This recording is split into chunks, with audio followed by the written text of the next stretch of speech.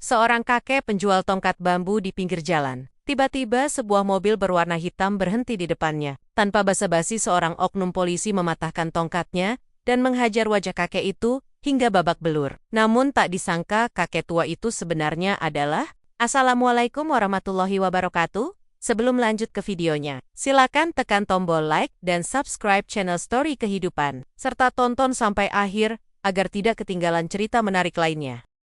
Langit di atas kota kecil itu mulai berubah warna menjadi jingga keunguan.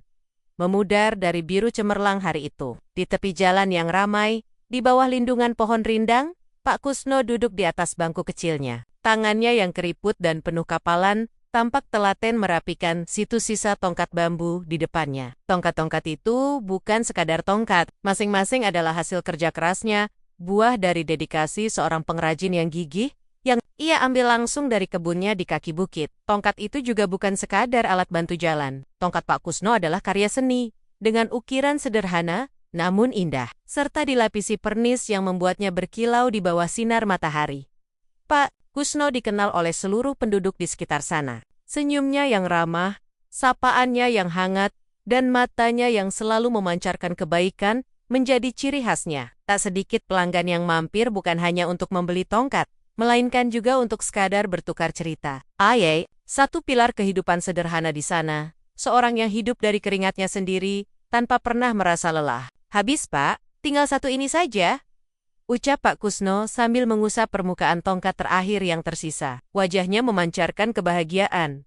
Hari ini adalah hari yang sangat baik. Ia akan segera pulang, bertemu Ibu Siti, istrinya tercinta, dan menikmati teh hangat dengan pisang goreng buatan sang istri. Pikirannya melayang pada kehangatan rumah, pada cerita-cerita yang akan ia bagi bersama Ibu Siti, dan pada kenangan manis tentang anaknya yang kini jauh di sana. Tiba-tiba, sebuah mobil berwarna hitam berhenti mendadak di depannya. Pintu mobil terbuka, dan dari dalam, seorang pria berbadan tegap dengan seragam polisi turun. Pria itu tampak gagah, tetapi sorot matanya tajam dan tidak bersahabat. Pak Kusno mengenalinya. Dia adalah Bribka Heru, seorang polisi yang bertugas di kantor polisi setempat. Ia sering melihat Bribka Heru lewat di jalan ini, tetapi belum pernah berinteraksi secara langsung. Mana tongkat pesanan saya, Pak? Tanya Bribka Heru dengan nada yang terkesan memerintah. Pak Kusno berdiri dengan sedikit kesusahan. Ia menunjukkan tumpukan bambu di depannya yang sudah habis. Maaf Bapak, sudah habis, jawabnya sopan. Ini yang terakhir baru saja dibeli. Wajah Bribka Heru berubah. Matanya memicing. Otot rahangnya menegang. Ia melihat ke sekeliling, memastikan bahwa tidak ada lagi tongkat bambu yang tersisa. Jadi, saya tidak kebagian? Kenapa tidak disimpan? Untuk saya sudah bilang, akan datang. Suaranya meninggi, memecah kesunyian senja. Pak Kusno terkejut dengan nada bicara yang kasar itu. Ia mencoba menjelaskan. Maaf Bapak, saya sudah bilang, siapa cepat dia dapat. Tadi ada yang butuh sekali, jadi saya berikan. Emosi Bribka Heru semakin memuncak. Ia tidak ingin mendengar alasan. Dalam pikirannya, sebagai seorang aparat, permintaannya seharusnya menjadi prioritas. Alasan? Kamu pikir saya ini siapa? Dan kamu tidak tahu siapa yang kamu lawan? Kata-kata Bribka Heru terasa seperti hantaman yang lebih berat daripada pukulan fisik. Tongkat bambu yang dipegang Pak Kusno adalah satu-satunya saksi bisu dari peristiwa yang akan mengubah hidupnya. Senja yang tadinya indah, kini terasa dingin dan penuh ancaman. Pak Kusno tahu, sesuatu yang buruk akan terjadi, dan ia tidak bisa berbuat apa-apa untuk menghentikannya. Suasana senja yang tadinya damai kini diselimuti ketegangan yang mencekam. Wajah Bribka Heru memerah padam.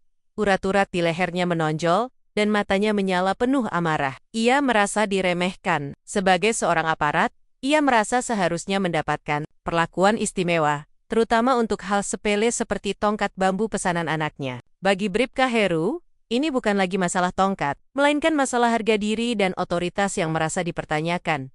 Pak Kusno, yang hanya seorang penjual tongkat bambu biasa, mencoba mundur selangkah, nalurinya mengatakan untuk menghindari konfrontasi. Namun, Bribka Heru dengan cepat melangkah maju, menghalangi jalannya. Mau kemana kamu? Kamu pikir bisa lari begitu saja? Setelah membuat saya malu di depan anak saya, desisnya. Saya minta maaf Bapak, ujar Pak Kusno, memohon dengan tulus. Saya akan buatkan yang baru besok, yang lebih bagus. Permohonan itu justru dianggap sebagai bensin yang menyulut api amarah Bribka Heru. "Besok, hari ini, saya Buta Hari, ini," teriaknya. Ia menepis tongkat bambu yang masih dipegang Pak Kusno. Tongkat itu jatuh ke tanah dengan bunyi berdebam, kemudian pecah menjadi 2 bagian. Pak Kusno terkejut. Hatinya seperti ikut terbelah menjadi 2. Tongkat itu adalah hasil jerih payahnya. Sebuah simbol dari kerja keras dan kejujurannya. Kini, tongkat itu hancur, sama seperti perasaan di dalam dadanya. Ia hanya bisa menatap nanar serpihan bambu itu. Matanya berkaca-kaca. Bribka Heru tidak peduli. Ia mencengkeram kerah baju Pak Kusno. "Kamu pikir saya main-main? Saya sudah memperingatkan. Kamu," gertaknya. Cengkeraman itu sangat kuat. Pak Kusno merasa kesulitan bernapas. Tubuhnya yang renta terguncang hebat. "Bapak, sakit," bisik Pak Kusno. Tangannya berusaha melepaskan cengkeraman itu. Namun, Bribka Heru semakin kalap. Ia mengangkat tangannya dan melayangkan sebuah pukulan keras ke wajah Pak Kusno. Buk! Pukulan itu mendarat telak di pipi kiri Pak Kusno. Rasa sakit yang luar biasa menjalar, dan Pak Kusno terjatuh, terkapar di tanah. Darah mengalir dari sudut bibirnya yang pecah. Dari jauh, beberapa pedagang lain dan warga yang melihat kejadian itu hanya bisa terdiam, ketakutan. Tak ada yang berani mendekat atau melerai. Bribka Heru dikenal sebagai orang yang temperamental dan sering menggunakan kekuasaannya untuk menekan warga. Siapa yang berani berurusan dengan polisi? Mereka hanya bisa memandang dengan rasa iba yang mendalam. "Jangan pernah main-main dengan saya lagi," engkam Bribka Heru, menendang tumpukan bambu yang sudah hancur. Ia kemudian meludah di dekat tubuh Pak Kusno dan masuk kembali ke mobilnya. Mesin mobil menderu, dan Bribka Heru pergi meninggalkan Pak Kusno yang tergeletak lemah.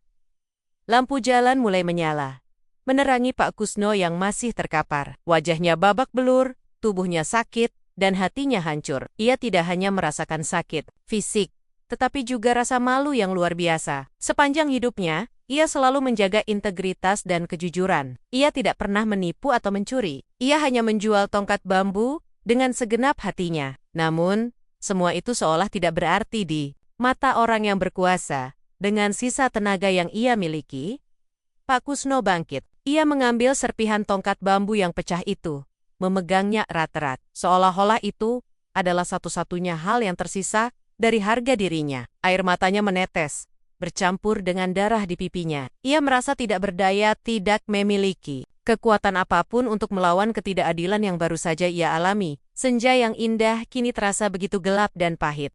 Pak Kusno berjalan perlahan di jalanan yang mulai sepi. Setiap langkah adalah perjuangan. Pipinya terasa nyeri, dan tubuhnya pegel-pegel akibat hantaman dan tendangan Bribka Heru. Ia berusaha menyembunyikan wajahnya yang babak belur dari orang-orang yang mungkin berpapasan dengannya. Ia tidak ingin ada yang tahu tentang penghinaan yang baru saja ia alami. Rasa malu itu terasa jauh lebih berat daripada rasa sakit di tubuhnya. Saat ia membuka pintu rumahnya, kehangatan cahaya dari lampu minyak yang digantung di teras menyambutnya. Aroma masakan Ibu Siti, istrinya, tercium, dan suara lagu-lagu lama yang diputar dari radio di dalam rumah membuatnya merasa sedikit tenang. Namun, ketenangan itu tidak bertahan lama. Ibu Siti, yang sedang menyiapkan hidangan di dapur, mendengar pintu terbuka dan segera keluar. Senyumnya yang tadinya mengembang, luntur seketika saat melihat suaminya. "Masya Allah, Pak Kusno. Kenapa wajah Bapak?" pekiknya. Segera menghampiri, Pak Kusno hanya diam, menunduk. Ia tidak tahu bagaimana harus menjelaskan. Ibu Siti dengan sigap menuntunnya ke bangku kayu di ruang tamu. Ia mengambil kotak P3K kecil dan mulai membersihkan luka di wajah suaminya. Tangannya yang lembut menyentuh luka itu. Tetapi Pak Kusno tetap meringis kesakitan. "Siapa yang melakukan ini, Pak? Apa yang terjadi?" tanya Ibu Siti. Suaranya bergetar menahan tangis. Pak Kusno menarik napas dalam-dalam. "Tidak apa-apa, Bu. Saya hanya jatuh," jawabnya. Berbohong. Ia tidak ingin istrinya khawatir, apalagi marah. Ia tahu, Ibu Siti adalah wanita yang lembut dan penuh kasih, tetapi ia juga memiliki semangat yang kuat. Pak Kusno tidak ingin Ibu Siti berhadapan dengan masalah ini, terutama dengan seorang aparat. Namun, Ibu Siti tidak bodoh. Ia tahu betul suaminya. "Jangan bohong, Pak. Jatuh tidak membuat bibir Bapak pecah seperti ini. Ceritakan pada saya," desaknya dengan lembut, Matanya menatap tajam ke mata suaminya. Akhirnya, dengan suara yang parau, Pak Kusno menceritakan semuanya. Ia menceritakan tentang pertemuannya dengan Bribka Heru yang marah, tentang permintaan tongkat yang tidak bisa ia penuhi, tentang kemarahan yang meluap, dan tentang pukulan yang ia terima. Ia menceritakannya dengan nada yang penuh kepahitan. Seolah-olah setiap kata adalah serpihan dari harga dirinya yang hancur. Setelah mendengar ceritanya, Ibu Siti menangis. Bukan tangisan marah, melainkan tangisan sedih dan tidak berdaya. Ia memeluk suaminya erat-erat. "Mengapa harus seperti ini, Pak? Mengapa ada orang yang sekejam itu?" bisiknya. Malam itu, Pak Kusno tidak bisa tidur. Ia merasakan sakit di sekujur tubuhnya, tetapi sakit di hatinya jauh lebih hebat. Ia merasa gagal. Gagal sebagai suami yang harus melindungi dirinya sendiri. Gagal sebagai seorang warga yang tidak bisa berbuat apa-apa saat haknya diinjak-injak. Bayangan wajah Bribka Heru dengan mata yang penuh amarah terus berputar di kepalanya. Ia tahu, jika ia hanya diam, kejadian ini akan terulang pada orang lain. Bribka Heru akan terus merasa bahwa kekuasaannya tidak terbatas, bahwa ia bisa melakukan apa saja tanpa konsekuensi. Dalam keheningan malam, di tengah keputusasaan yang mendalam, Pak Kusno teringat pada satu Satania, orang yang bisa ia andalkan. Anaknya, anak sematawayangnya, yang kini jauh di sana, yang sudah bertahan-tahan, tidak ia jumpai karena kesibukannya. Dengan tangan gemetar, ia mengambil telepon seluler lamanya. Ia tahu, ini mungkin akan merepotkan anaknya. Namun, ia tidak punya pilihan lain. Ini bukan lagi soal dirinya, tetapi tentang keadilan dan martabat. Ia mengetikkan nomor yang sudah ia hafal di luar kepala. Panggilannya terhubung. Di sebuah ruangan kerja yang lapang dan rapi, Letnan Kolonel Letkol Rahmat sedang memeriksa beberapa dokumen penting. Ruangan itu hening. Hanya terdengar suara pena yang bergesekan dengan kertas. Di seragamnya, tersemat lencana dengan pangkat yang cukup tinggi, menunjukkan posisinya sebagai seorang perwira yang dihormati di kesatuannya. Meski usianya belum terlalu tua, karirnya melejit berkat dedikasi dan kecerdasannya. Tiba-tiba, telepon genggamnya yang tergeletak di meja bergetar. Sebuah nama muncul di layar, "Ayah." Letkol Rahmat tersenyum. Ayahnya jarang sekali menelepon. Biasanya hanya ibunya yang menelepon untuk menanyakan kabar. Ia segera mengangkat panggilan itu. "Assalamualaikum." "Ya," sapa Letkol Rahmat dengan suara yang hangat. Namun, jawaban yang ia terima bukanlah sapaan yang riang. Suara di seberang sana terdengar parau, serak, dan dipenuhi kepedihan yang mendalam. Itu adalah suara ayahnya, Pak Kusno. "Waalaikumsalam, Rahmat. Ini ayah," jawab Pak Kusno. Suaranya pecah. Letkol Rahmat merasa ada yang tidak beres. Ia segera menegakkan duduknya. "Ayah, ada apa? Kenapa suara ayah seperti itu? Apa ibu baik-baik saja?" tanyanya. Nada suaranya berubah menjadi penuh kekhawatiran.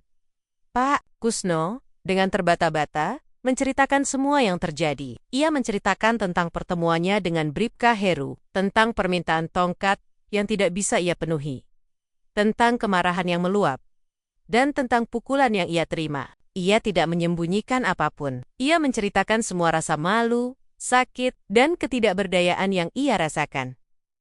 Setiap kata yang diucapkan Pak Kusno terasa seperti pukulan langsung ke hati Letkol Rahmat. Rahangnya mengeras, matanya memancarkan api, kemarahan yang tertahan. Ayahnya, orang tua yang paling ia cintai, yang telah membesarkannya dengan penuh kasih sayang, kini harus mengalami penghinaan dan kekerasan dari seorang oknum yang seharusnya melayani masyarakat. "Siapa nama polisi itu ya?" tanya Letkol Rahmat. Suaranya terdengar dingin dan tajam.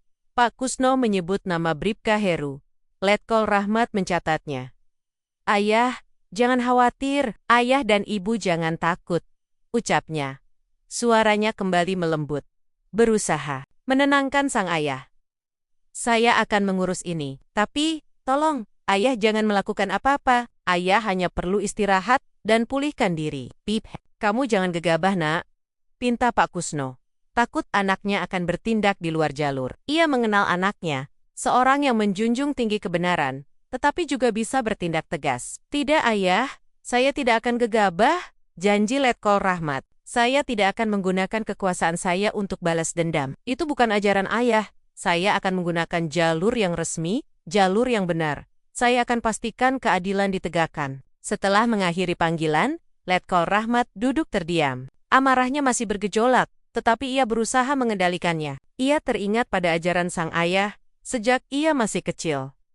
Kekuasaan sejati adalah melayani, bukan menguasai. Kekuatan adalah untuk melindungi yang lemah, bukan untuk menindas. Prinsip itulah yang membawanya menjadi seorang perwira tinggi. Dengan tekad yang bulat, Letkol Rahmat segera membuka komputernya. Ia mulai menghubungi beberapa kenalannya yang berada di instansi terkait. Ia tidak akan datang dengan seragam lengkapnya, tidak akan mengancam atau menggunakan kekuasaannya secara sembarangan. Ia akan menempuh jalur yang paling sunyi, tetapi paling efektif, jalur penyelidikan internal. Ia akan mengumpulkan bakti-bakti yang tidak terbantahkan, dan memastikan bahwa Bribka Heru mendapatkan konsekuensi yang setimpal atas perbuatannya. Malam itu, di ruangan kerjanya, Letkol Rahmat memulai sebuah misi yang sangat pribadi, tetapi memiliki makna yang jauh lebih besar dari sekadar balas dendam.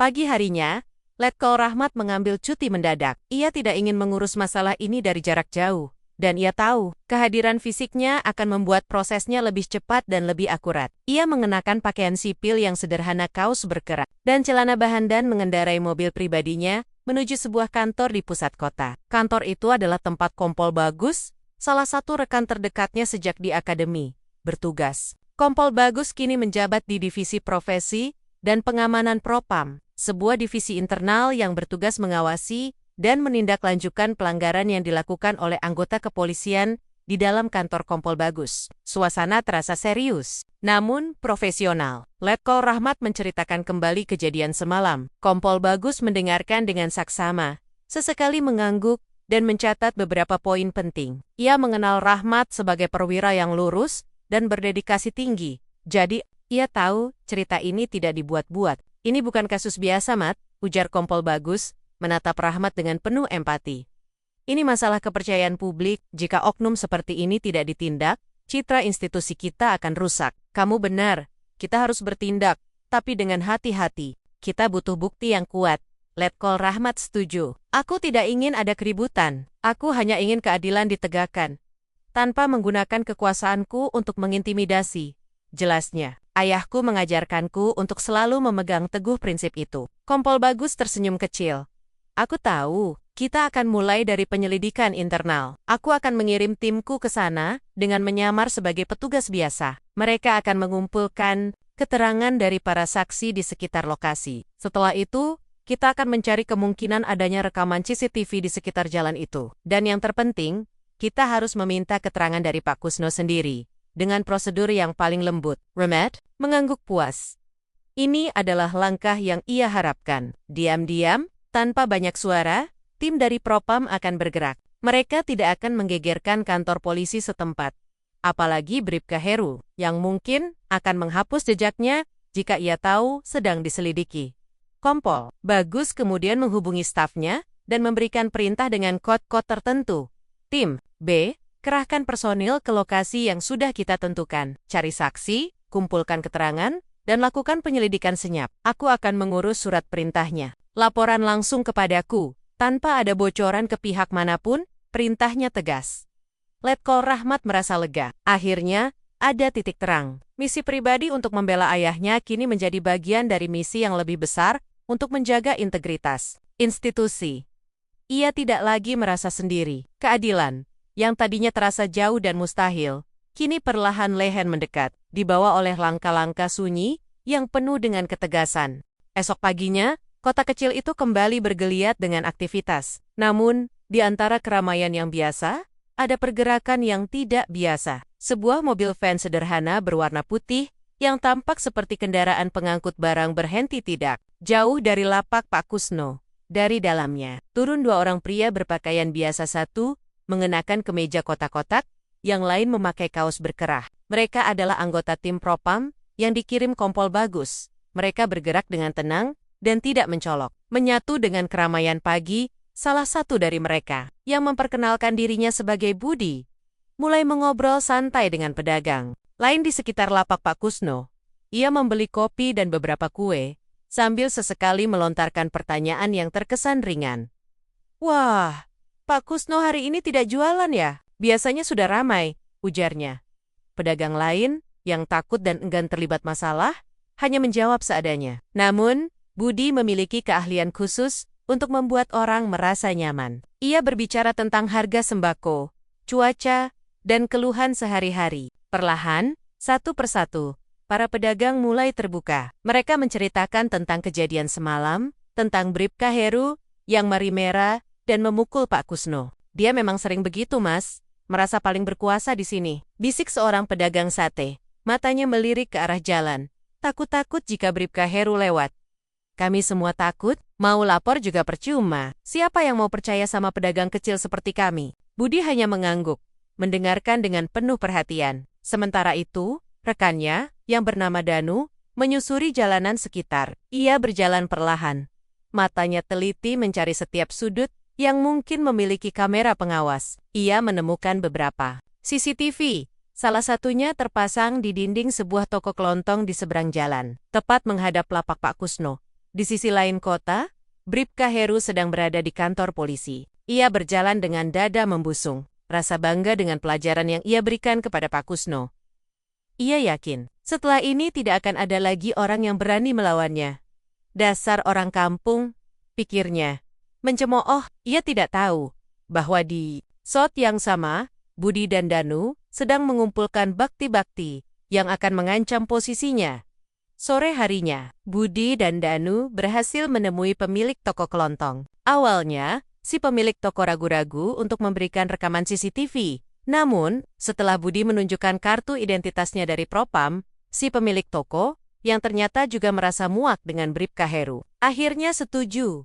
Mereka membawa rekaman itu kembali. Key Mobile Van. Di layar kecil, mereka memutar rekaman kejadian semalam. Dari rekaman yang buram, terlihat jelas mobil Bribka Heru, adegan perdebatan, dan yang paling penting, momen ketika Bribka Heru melayangkan pukulan ke wajah Pak Kusno. Budi dan Danu saling pandang. Mereka tahu, rekaman ini adalah bukti yang sangat kuat. Ini adalah kunci untuk membuka pintu keadilan bagi Pak Kusno dan bagi semua warga kecil yang selama ini merasa tertekan oleh arogansi kekuasaan. Misi penyelidikan senyap mereka kini tidak hanya tentang membela Pak Kusno, tetapi juga tentang membersihkan institusi mereka dari oknum-oknum seperti Bribka Heru.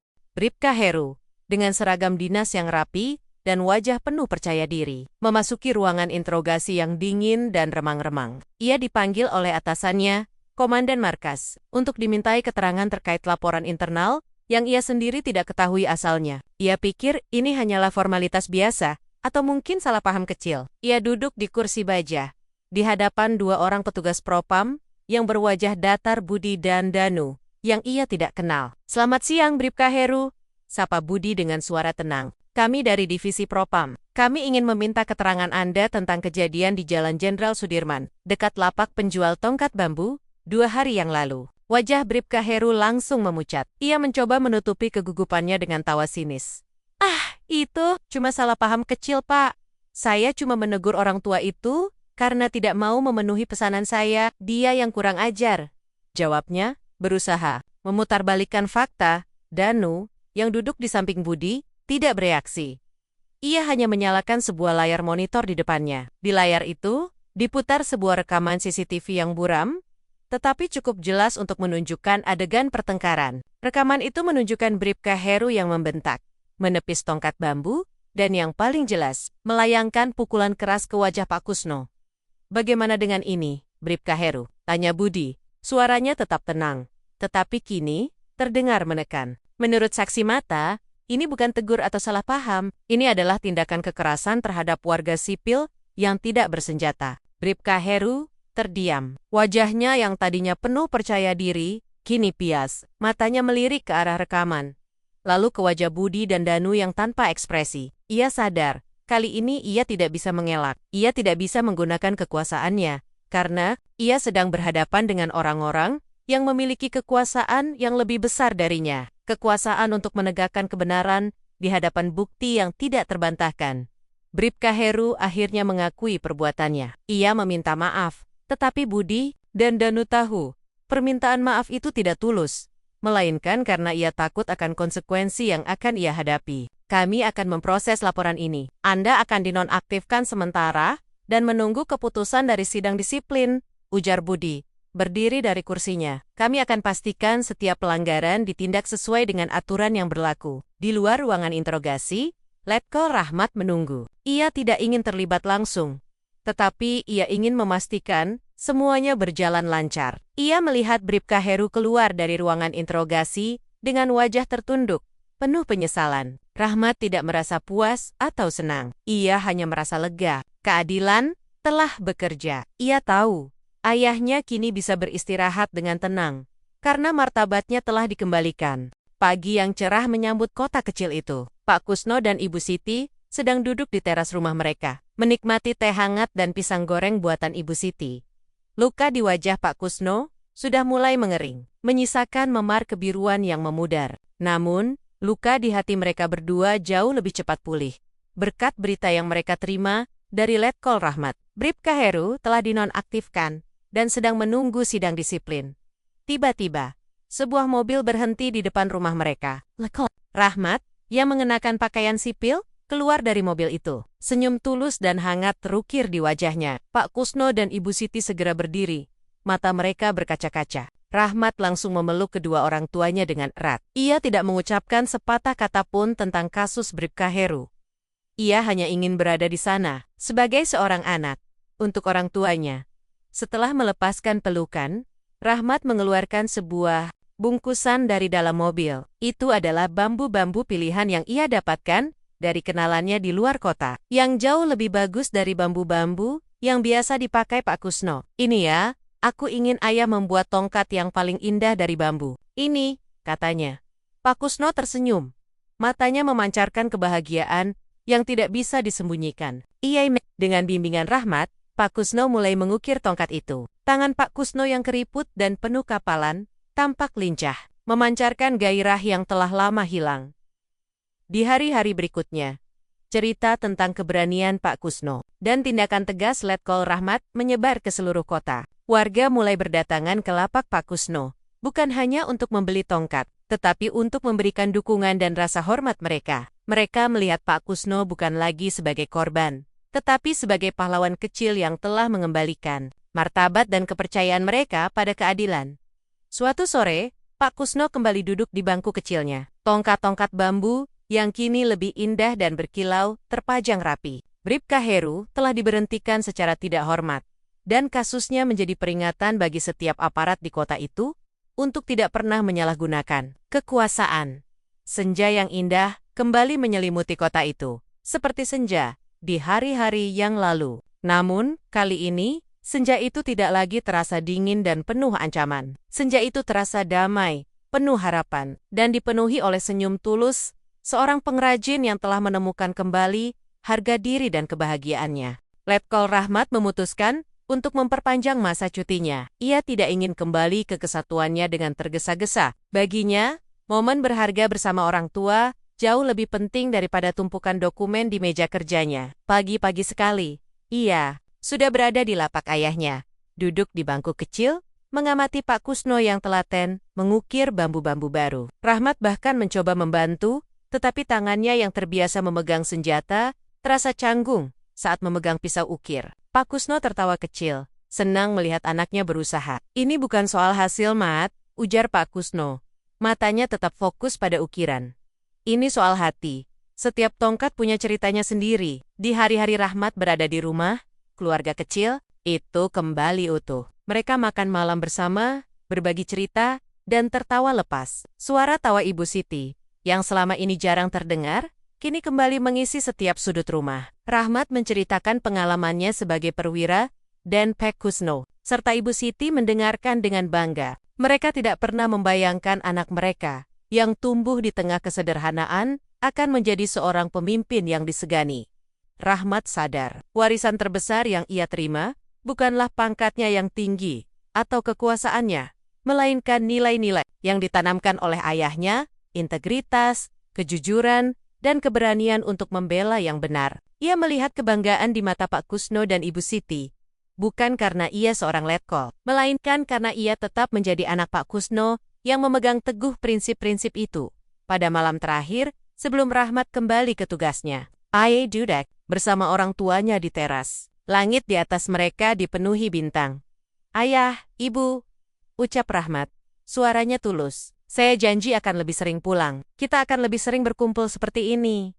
Pak Kusno dan Ibu Siti tersenyum. Mereka tahu, janji itu tulus. Mereka tahu, kisah yang mereka alami bukanlah akhir dari segalanya, melainkan awal dari babak baru yang lebih baik. Pak Kusno, sang pengrajin tongkat, tidak hanya meninggalkan warisan berupa tongket-tongket bambu yang indah, tetapi juga sebuah kisah yang mengajarkan bahwa keadilan, meskipun datang perlahan, pasti akan datang. Dan bahwa kekuatan sejati tidak terletak pada pangkat, melainkan pada hati yang tulus dan berani. Beberapa bulan telah berlalu. Kota kecil itu kini terasa lebih hidup. Insiden yang melibatkan Pak Kusno dan Bribka Heru telah menjadi titik balik. Di kantor polisi setempat, Komandan Markas telah mengeluarkan kebijakan baru yang lebih tegas, menekankan pentingnya keramahan dan integritas dalam melayani masyarakat. Bribka Heru, yang telah dipecat, menjadi contoh nyata dari konsekuensi penyalahgunaan kekuasaan di lapak Pak Kusno. Kini banyak anak muda yang datang untuk belajar mengukir tongkat bambu. Mereka bukan hanya tertarik pada keterampilan,